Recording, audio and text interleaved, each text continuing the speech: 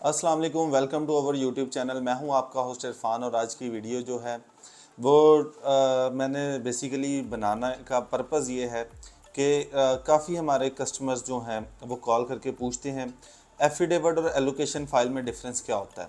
तो क्योंकि मैं आजकल सबसे ज़्यादा जो है ज़ोर दे रहा हूँ फेज़ 10 पे, तो मैंने डिस्कस जिस तरह से पहले किया था कि बहुत अच्छा टाइम है इन्वेस्टमेंट का।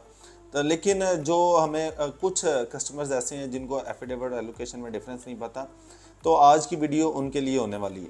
तो बेसिकली सबसे पहले हम डिस्कस करेंगे एफिडेविट फाइल्स। एफिडेविट फाइल्स क्या होती हैं?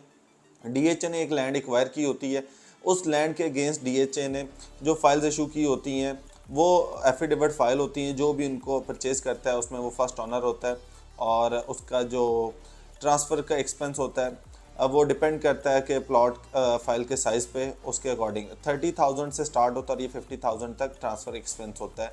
इसको हम कहते हैं एफिडेविट फाइल। एलोकेशन फाइल क्या होती है? एलोकेशन फाइल ये होती है कि एक बंदे ने ऑलरेडी एक फ़ाइल परचेज़ की हुई है और उससे मज़ीद आगे कोई और बंदा उसको परचेज़ कर रहा है, वो बेसिकली फ़र्स्ट ऑनर से सेकंड ऑनर के नाम पे ट्रांसफ़र होने जा रही होती है, तो उसको हम एलोकेशन फ़ाइल कहते हैं। तो अब बात करते हैं कि इसमें ट्रांसफ़र एक्सपेंस का क्या डिफरेंस आ जाता है।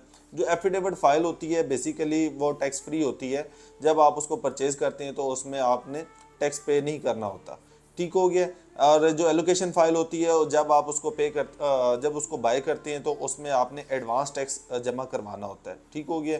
तो अभी इसमें सारा डिफरेंस जो है वो मैंने डिस्कस कर दिया है। तो अभी इसमें मज़ीद कुछ भी किसी किस्म की क्यूरी हो या कुछ भी आप अपने प्लॉट की, फाइल की, घर की असेसमेंट करवाना चाहते हैं तो स्क्रीन पे दिए गए नंबर पे हमारे से रब्ता कर सकते हैं।